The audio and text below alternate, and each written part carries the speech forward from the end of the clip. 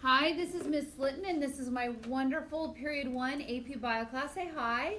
Hi. And we especially want to document what we're doing today because we have a lot of people out for, is it peer counseling?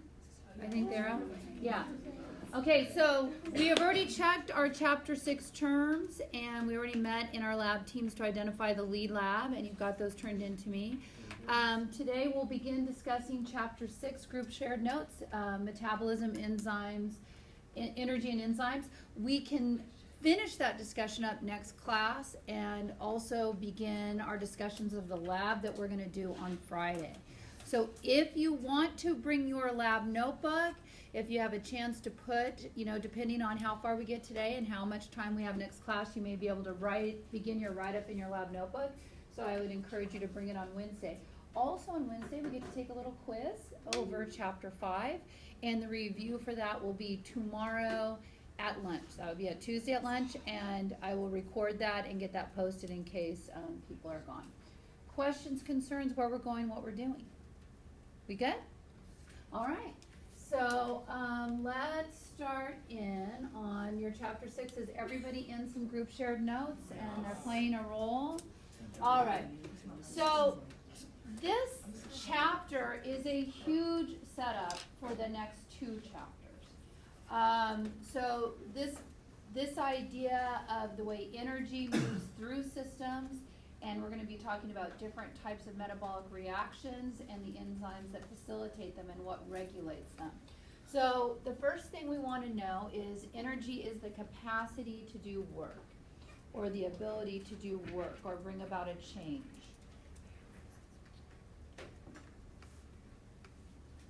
Then here's something funny. I didn't notice till later. I was considering using this picture, but I forgot to remove it when I was doing my update. So, hey, here's another picture about energy.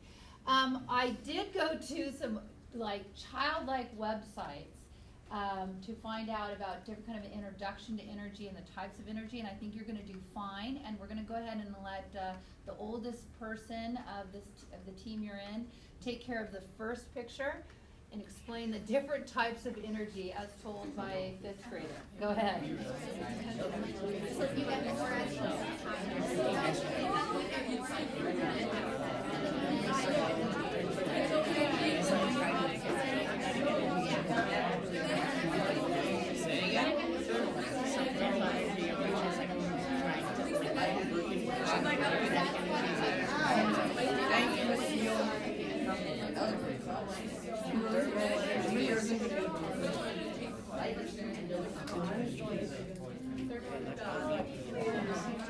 All right.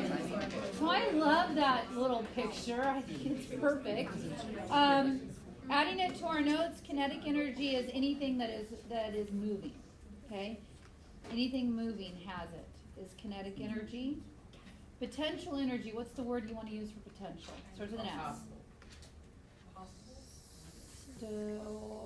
Stored. Good. Stored energy. Now, a type of stored energy is chemical energy. And here you're changing light energy through the process. What's this process right here? Photosynthesis. Transforming that light energy into the chemical energy of bonds. So chemical energy, a form of potential energy that is stored in molecules, dependent upon its bonds.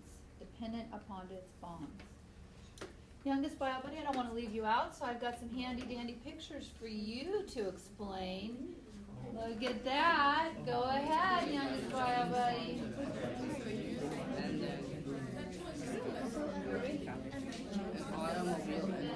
Oh, so this is about how different types of things can transform energy, like from chemical to mechanical, like heat in the car, or like a tree, change like its sun and radiant energy to chemicals. Is that like the case? You understand. Wearing a nail changes chemical energy.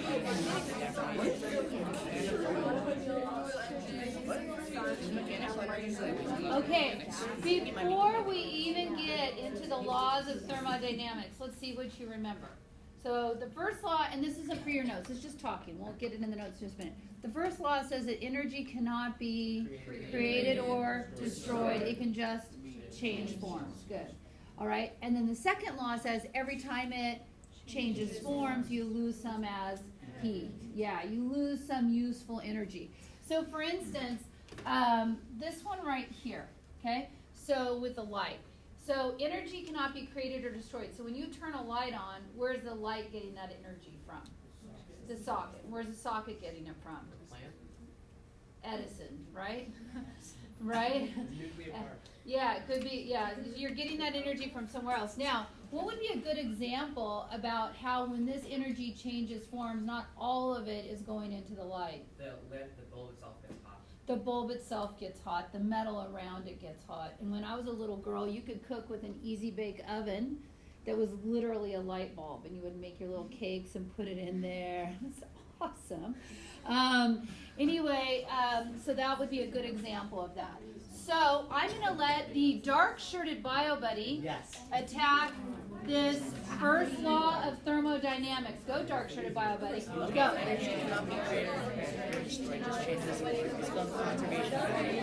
So like the sun is like providing energy to the plant, and the plant is releasing it. You can have an easy bake oven. Fun. Okay? So look at your notes. Come back to me. Where's the teacher? Something sparkly. Also called, what are you going to type in there for also called? Law of conservation of energy. Good. And it states that energy cannot be created or destroyed, but it can be transferred and transformed. It can be transferred and transformed.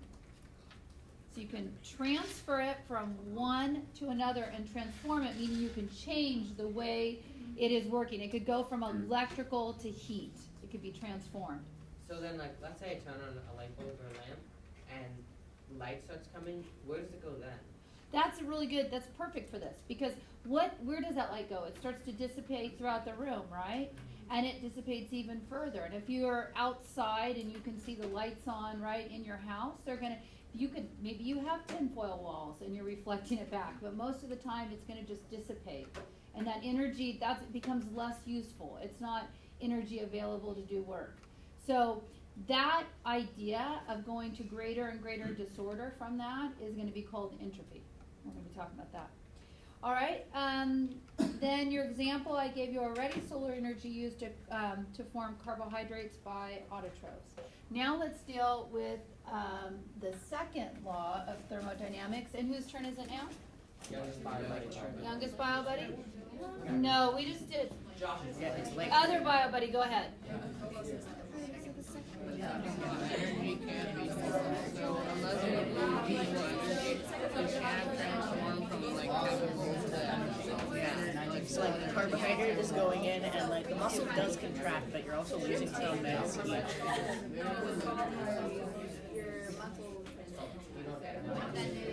So on your notes, it says every energy transfer or transformation increases the entropy or the amount of disorder / randomness. Disorder / randomness in the universe. So when you work out, right, not all that energy and heat, not all that energy is transferred into your muscles. You generate some as heat, right? You get hot when you're working out. So your summary is you can't create energy, only convert. At every conversion, some of the energy will dissipate as what? Heat, and become less useful. Yes? Does it have to be heat? It could be other forms like sound. Oh yeah, sure. Yes. All right, and then this, everybody good on your notes? This brings us to the idea of entropy, of disorder, okay? Hopefully your kitchen does not look like this. Can you see it? Do you need me to switch the lights?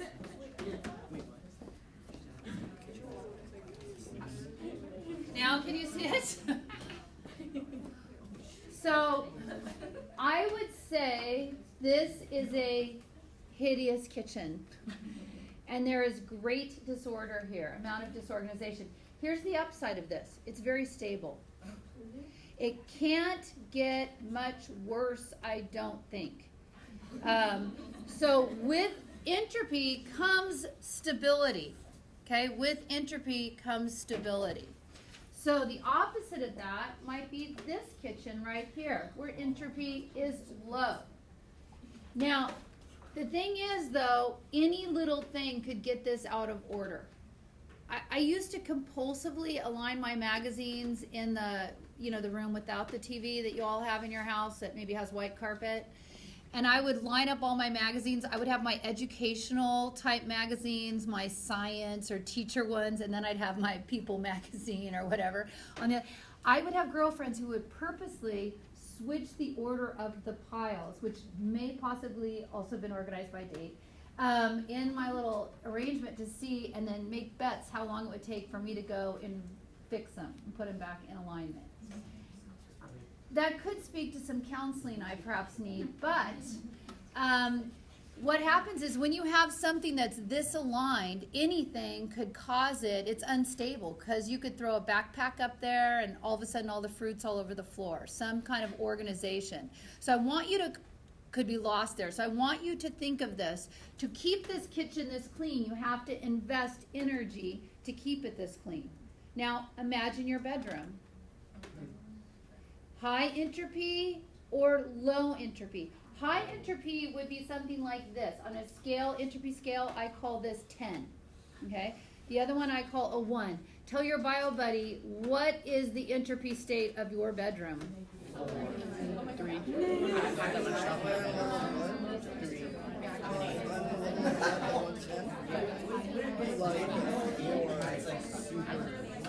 Okay, now the reason why I wanted you to do that is I want you to keep in mind, when you have high entropy, you have high disorder. Okay, so a 10 would be if your room is really, really messy. Okay, and so the reason why you breathe oxygen and eat is order to fight entropy of your body. Your body wants to go to greater disorder, which is more stability. So in order to fight that, you need energy. Just like you have to put energy into this kitchen to keep it clean. This is why we do cellular respiration in our cells, is to generate that ATP in order to fight entropy. Yes? So that kitchen is high entropy or low entropy? What does the arrow show you? It's low. Low. That's a 1 or a 10? This would be a 1, okay? Because what I'm trying to get in your head is entropy is the measure of disorder. So if you have high entropy, you have high disorder. Low entropy is low disorder. Think about, give your backpack, your binder in your backpack, a scale. Put that on an entropy scale right now for your bio buddy.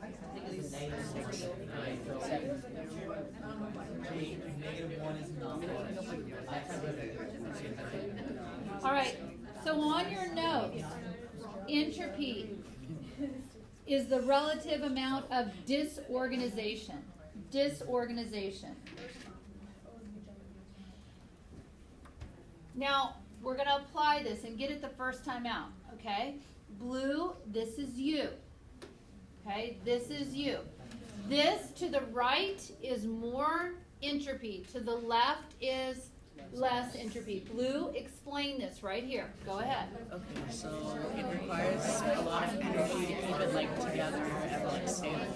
Whereas like it doesn't have to invest as much energy when it's like all apart and like all screwed up. Yeah, so it's like more potential energy and it's just less energy, so it's more stable. So the higher the entropy, the less potential the energy to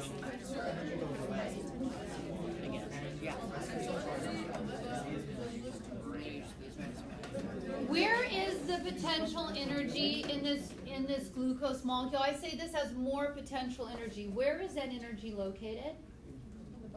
In the bonds. Okay, in the bonds. That's where the energy is located. What are those bonds made out of? What kind of bonds are in a glucose molecule? I'm hearing it. Covalent bonds. A covalent bond is when you do what? Share a pair of what? Electrons. In your mind, you've got to get in your head, electrons equal energy. And when you share a pair of electrons, there is potential energy there. When you break that bond, when you burn the glucose, when you release that energy out, you're releasing that energy. And what you hope to do in your mighty mitochondria is when you break those bonds, you want to capture that energy that gets released, capture that energy and use it to synthesize what? ATP. Do you think it's 100% efficient when we break those bonds in glucose and use it to synthesize ATP? No, it is not. Okay, it's about 39% efficient. That's not very efficient at all, right? But we do live on it. Okay, so we'll be talking about that process. Let's go now, Slate. This is yours. Okay, this has more potential, less entropy. Go ahead, you start talking. That's diffusion, right? And then,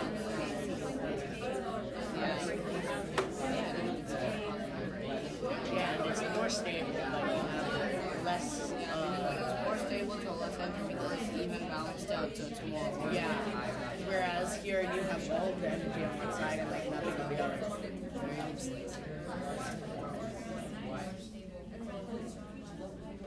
All right, now, we have discussed this a little bit before. If I have all these hydrogen ions on this side of a membrane, and we know all about membranes creating a barrier, right? So what's on one side is different than what's on the other side. What is the differences between these two sides? What could you tell me? What are some differences here? Concentration. Concentration. What's another difference that we see here? Charge. Good. What's another one that we see here? Something else. You know something else. Hydrogen ions. What do you call it when a solution has a lot of hydrogen ions in it? Acidic. So it's a change in what? pH. Good. All right. My friends, concentrating hydrogen ions to one side of a membrane like this, okay, is a powerful tool because the hydrogen ions really want to go to the what? Other side. Why? Because just concentration-wise, they want to go to the other side. There's more of us here than on the other side. You want to go because there's a difference in charge. Any negative ion on the other side, they would be very attracted to each other. Like charges repel one another, right? And also a difference in pH. So this is very motivating. It has a lot of potential energy. It is less entropy. This, once they dissipate to the other side, I can't use this to do work anymore. They are not motivated to go to one side or the other. I want you to think about Disneyland when it first opens in the morning. Okay? Everybody is on one side in like a herd of cattle. Okay? They are just hovering around those little turnstiles. You could probably power a city, okay, by how fast they go through those turnstiles racing to be the first one on whatever ride they're going to. Think of that, okay, on one before Disneyland opens, that same idea. Okay, so now, do we have a volunteer who the class will direct them, helping to play Sorted, a little game I like to call Sorted. Anybody? Okay, get on up here. All right. Come on up. And guide him as he grabs a word. You can grab any word and drag it to the correct box. All right, we're going to start with this one. Go, Jeremy. Where do you want him to go?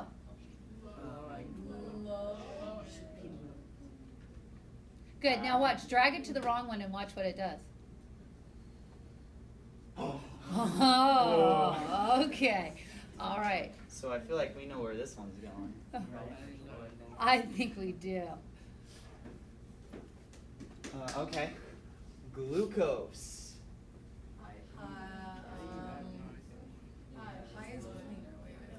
No, she said already. Whoa, okay, low. Are we? All right. Good call. That's the only option.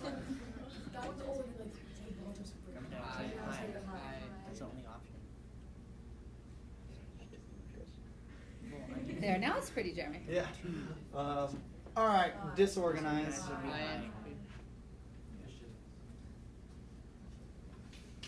Yay! Good job. Okay, are you yeah, I can see you getting out your phones. paparazzi. You should have stayed up to Jeremy and like Vanna Whited it.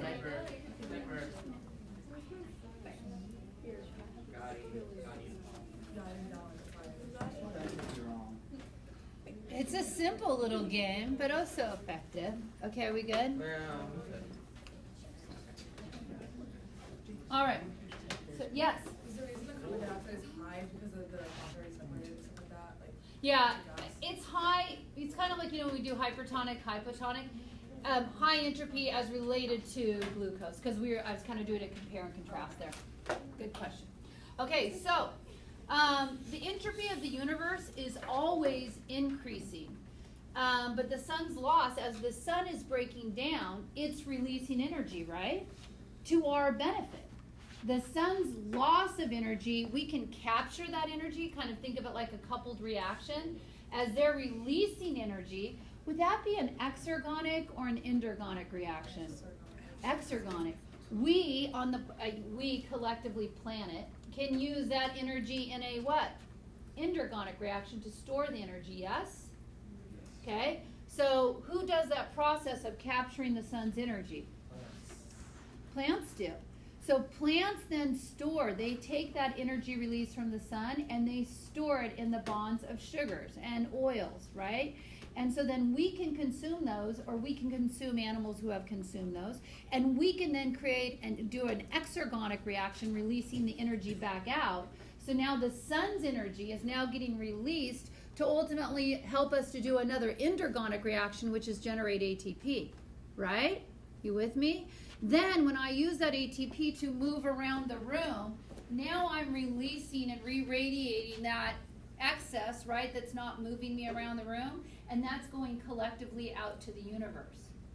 So the sun is breaking down, but when it does that, we're transforming it here, but ultimately it's going to get re-released. So overall, net, the entropy of the universe is going what? Up. Okay? Youngest bio buddy, with your wisdom, explain that transfer of energy, please. Go.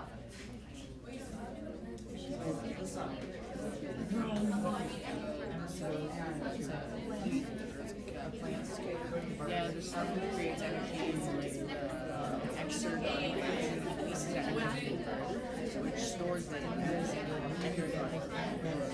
So, I hope you're done, because that's all the time I'm giving you. In summary, energy conversions result in heat, therefore the entropy of the universe is always increasing.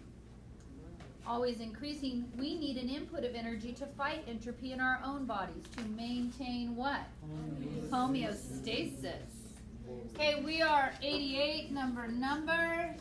Got a few questions. I want some hundies here. Do you guys want the lights back on? Yes, please? Okay. no. I'm top three. It's gotta be. It's D. Guys, we're not saying anything out loud because we're allowing each of us to work independently and then with a bio buddy.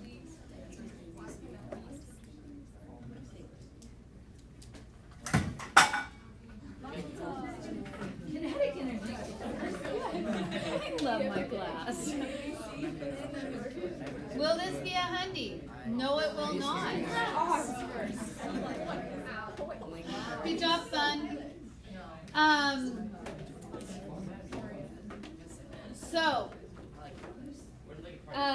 Yeah, you got a little trouble there. So entropy measures the amount of disorganization, of randomness. Could you please check your bio buddy's clicker right now and guide them if they missed it? Come alongside.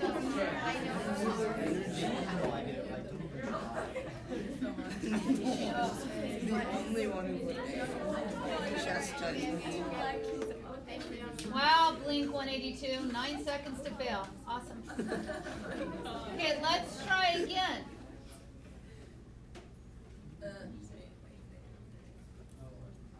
I believe in you.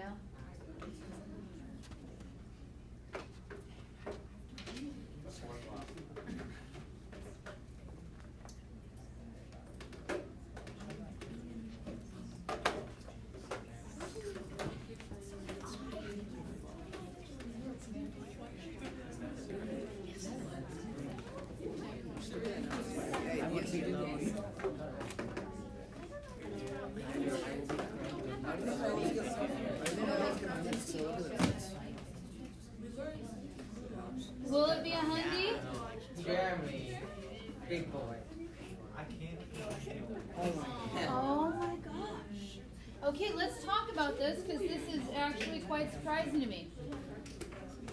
Never 100% efficient because you're losing it as what? Heat. Okay, so the first law says it cannot be created or destroyed. The second law says that every time it changes hands, you're going to lose some as heat. And yeah, check your BioBuddies clicker right now and give them guidance. If they missed it, give them guidance. Yes.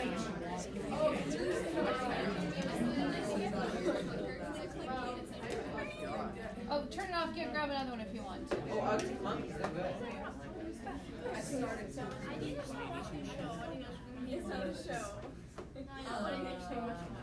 Okay, guys, step up your game. This is varsity. You should be doing better than this.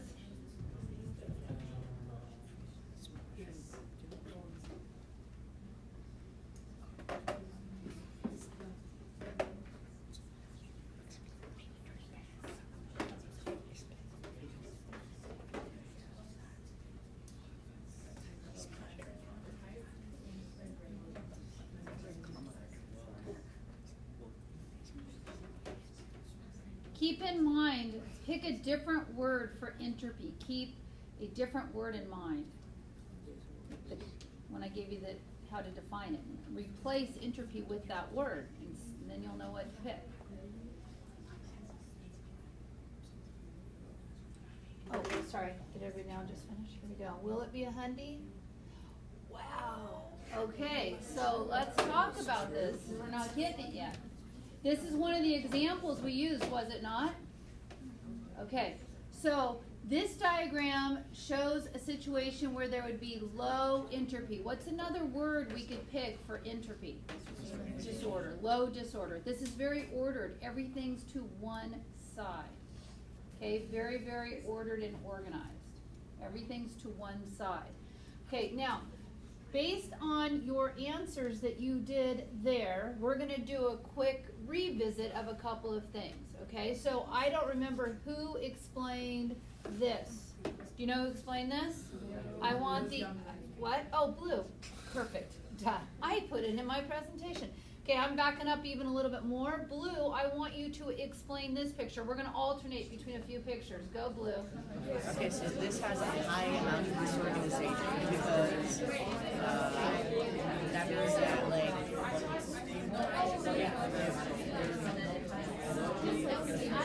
and so, yeah, because Slate, you are here. Go, Slate. Very orderly, less stable because it can fluctuate at any time. You got to invest energy to avoid that. You can get into Blue. okay, so when you have energy in like these bonds, you're just keeping it together as opposed, whereas if you like break these bonds and lose that energy, then you have Slate. there's unequal distribution. This is less energy. This has more potential because it's so there's unequal distribution. Okay, wait, I have a question. Shh, go. So is that going from like solid to liquid to like gas and plasma? Is that how this like whole thing like is relative to one another? Okay, so that's a little bit different. That's changes in state, whether something's a solid, liquid, or gas. So that would be a little bit different. Okay, keep going. Are you good on this one? This was Slate. Okay, Blue. Talk it over because you missed way too many of these to kind of clear this. you have a high potential energy and it's like really organized if it's low energy. Whereas if it's high energy, then it's really organized or it's really disorganized. And like it's low energy because everything's in a mess. So like it doesn't require energy to keep it in that state. Slate. The sun gives off like energy from the like extra and then we take energy from And then we like release it back. Now, Blue, talk through the answers and why the right answer is the right answer, why the wrong answers are wrong. Own it. Explain it. why is it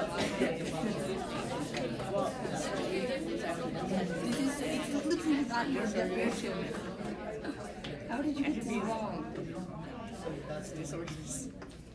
Entropy is the level of disorganization, not uniformity. Okay? None of these are correct. So, entropy, you want to keep in mind, entropy is the amount of disorder, of a system, the amount of randomness. It's got a symbol. This is the symbol.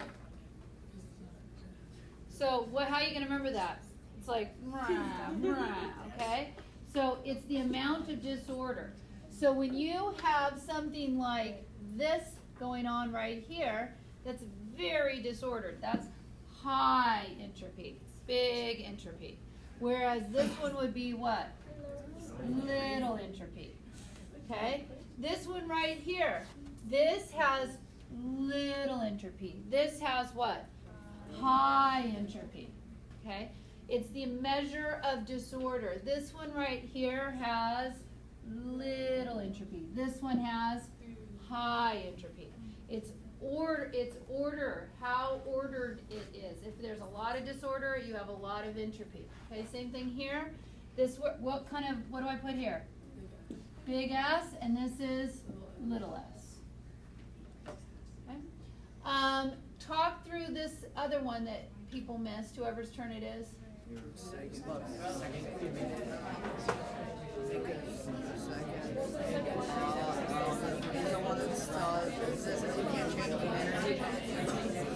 Without losing energy, which means that whenever you're not efficient, you can't do it without losing energy, so it's not efficient.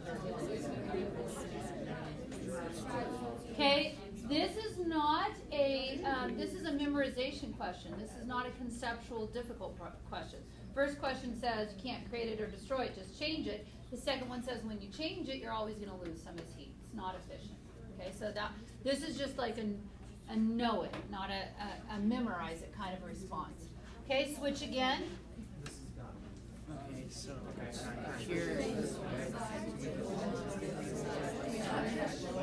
So this diagram shows a situation where there would be low entropy. This is actually true because on one side you have all of energy and like on the other side you have none. And low entropy means that it is actually like organized. Flip a pic. Do you have good pictures in your notes to help your bio buddies understand?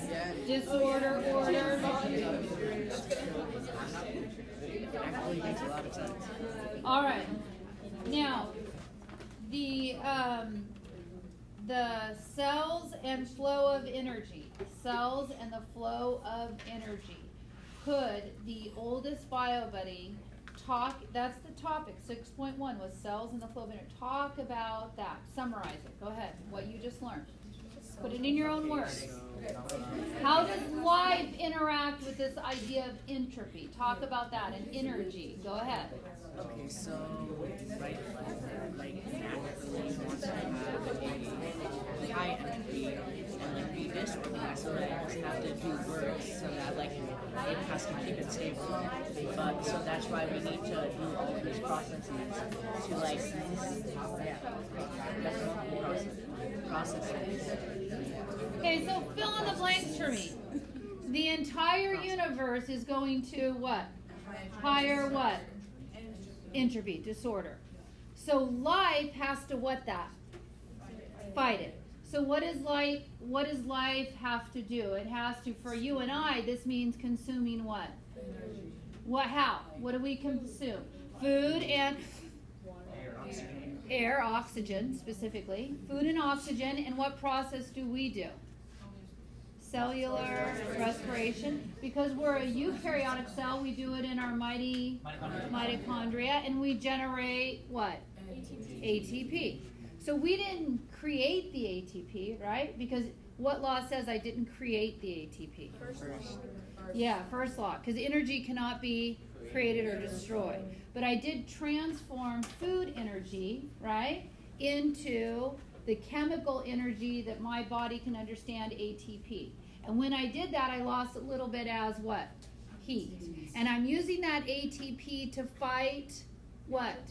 Entropy, so I can maintain homeostasis. All right, we good? So let's talk about how the process of that. We need to talk about metabolism. Yes? Oh, split it here? Yes. Okay. So we'll pick up here in just a minute. Hope you're having a good day.